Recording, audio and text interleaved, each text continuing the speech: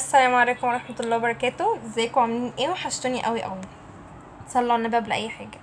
لقيت لكم بقى ان احنا في اخر الشهر والميزانية مخرفة والفلوس خلصت والحاجة غالية وبصوا الدنيا مخرفة مع الكل.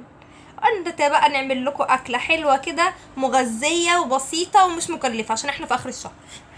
عدس كشري بعدس اصفر. انما ايه بقى مقولكوش قمر قمر.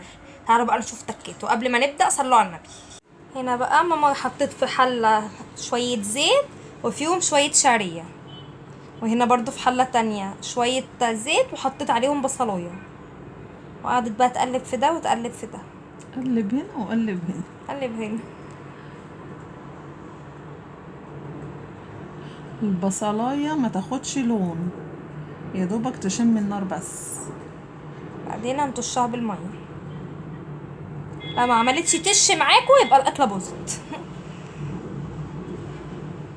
هنا بقى الشعرية كانت اهي بدأت تاخد اللون وتتحمر. هتنزل بقى على البصلة بالمية بالتوابل، شوية ملح وواحدة مرقة دجاج وشوية كمون. بعد بقى كده ما المية ما غليت هنا خدت غلوة كده ولا حاجة، دول كانوا 4 كوبايات رز انا اللي حطهم لها بايدي. غسلتهم وبعدين نزلت بيهم، وبعد ما حطت الرز نزلت وراه على طول بالشعرية. طبعا الشعرية اتحمرت نزلت بيها وراه، وقعدت بقى تقلبهم كده وسابتهم. بالنسبة بقى للرز يكون خد غلوة او نكون احنا غاسلين العدس كويس، نكون غاسلينه حلو وبعدين ننزل بيه لما الرز ياخد غلوة ونوطي. طب ليه ما حطيناش العدس مع الرز؟ هيتهري. هيعجن ولا ايه؟ وده بيبقى سبب فشل الكشري يا ابو عدس اصفر، انه بيعجن. لكن الخطوة دي بتخليه يطلع مفلفل ومش معجن خالص. هنا بقى دي التاتش، حتة تومة كده بتوديه في حتة تانية.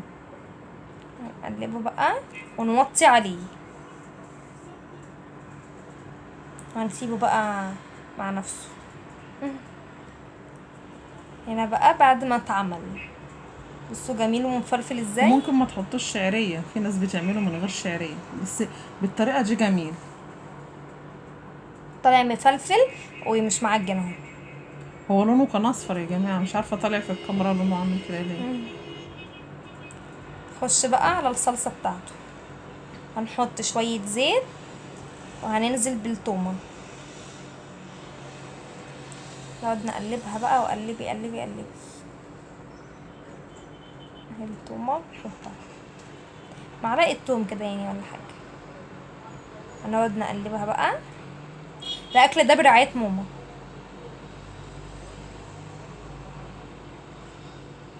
قلبيها. كان جميل والله، تسلم ايدك. قلبيها بقى يمين في شمال وبصي لحد ما تبقى فله معاكي. هنا كانت التومه اتعملت وطشيناها بالخل، حطينا عليها الخل. بعدين بقى هننزل بالطماطم.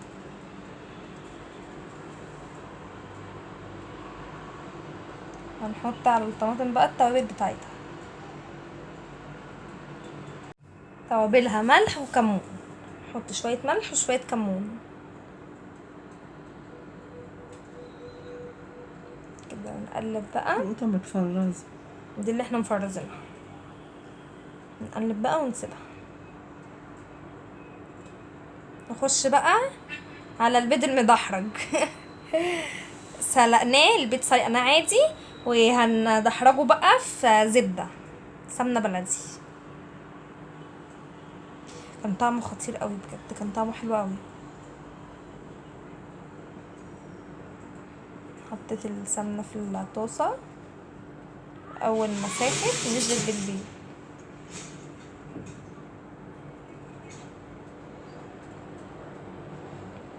بروتين ده ولا مش بروتين؟ بروتين. بص شكله. الحتت بقى الحمرا واللي هي اتحمرت دي طعمها تحفة قوي. هنا الصلصة بقى كانت خلاص كده، كان الاكل كله خلص. بس مفلفل ازاي. جميل ما شاء الله.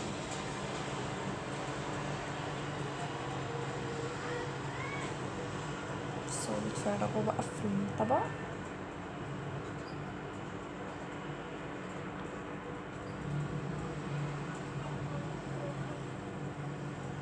عايزه اقول لكم ان الطبق ده ما عادش منه حاجه، نسف الحلة كلها. حله كله. تبدأ بقى تحط على وشه الصلصه.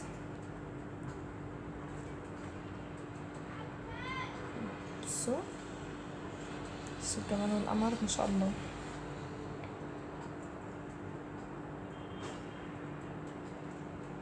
دمار دمار.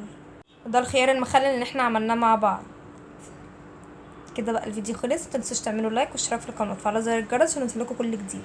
تابعوني في صفحتي على الفيسبوك.